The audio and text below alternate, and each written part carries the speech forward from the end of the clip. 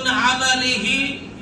پھر وہ شخص جس کے لیے اس کے برے اعمال بڑے خوشگن بنا دیے گئے، فرآہ حسنا، اور پھر وہ یہ سمجھتا ہے گمراہی اور برائی کے باوجود بھی کہ میں بالکل صحیح کر رہا ہوں، اسے اچھا سمجھتا ہے، تو یاد رکھنا فإن اللہ یضل من یشاء، پس بے شک اللہ گمراہ کرتا ہے جسے چاہتا ہے، ویہدی من یشاء، اور ہدایت دیتا ہے جسے چاہتا ہے، فلا تذهب نفسک علیہم حسرات، آپ ان پر غم کھا کھا کے اپنی جان کو ہلاکت میں نہ ڈالیے،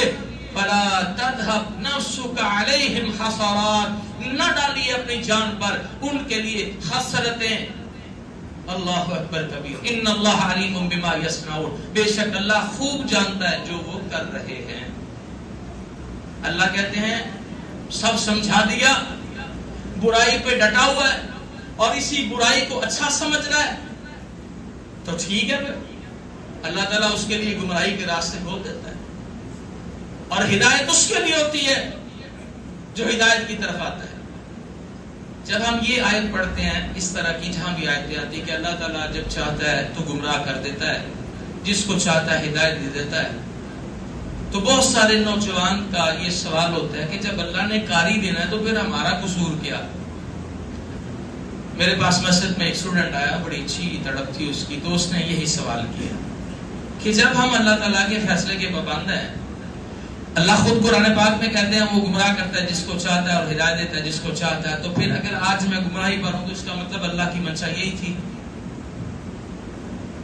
یہ اس کا اسلام پہ اعتراضی شکل میں نہیں تھا، وہ کہنے لگا کہ میں قاری صاحب اس تذبذب کا شکار ہوں کہ میں نماز پڑھتا ہوں تو اللہ کی منشا ہے، میں نماز نہیں پڑھتا میرا کوئی قصور نہیں ہے، یہ اللہ کی منشا، مجھے سمجھائیے۔ اور یہ میرا خیال ہے ہر دوسرے چوتھے نوجوان کا سوال ہے۔ تو ضمناً چونکہ آیت آئی ہے تو بات سمجھانا مقصود ہے۔ انسان وہ واحد مخلوق ہے، جن اور انسان، جسے اللہ تعالیٰ نے اختیار دیا ہے، ارادے کا اختیار، اس سے رہنمائی دے دی ہے، ہدایت اور گمراہی کی دو راستے اس کو دکھا دیے ہیں، اور اس کے بعد اس کو اختیار دے دیا ہے۔ اگر وہ اپنے ہاتھ یتیم کے سر پر دستے شفقت کے رکھے گا تو اس کے لیے اس کا فائدہ بیان کر دیا گیا، لیکن وہ اپنے ہاتھ سے اگر اس پر ظلم کرے گا تو اس کا ہاتھ سہل نہیں ہوگا۔ اللہ اس کا ہاتھ سہل کرنے پہ قادر ہے، ظلم کی سزا کے طور پر کچھ بھی کر سکتا ہے، لیکن اسے اللہ روکے گا نہیں، اس کے ہاتھ کی حرکت کو نہیں روکے گا۔ رہنمائی میں اس کے فائدے اور نقصان بیان کر دیے ہوئے۔ اب جو شخص خیر خواہی کی طرف چلتا ہے،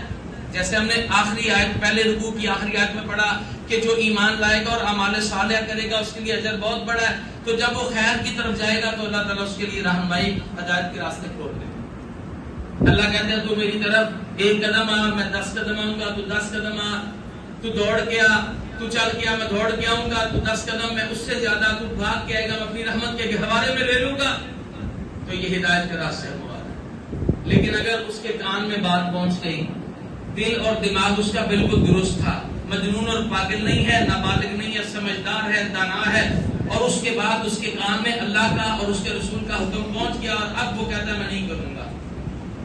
تو چونکہ اللہ کی سنت یہ ہے کہ جبری تو منوانا نہیں ہے،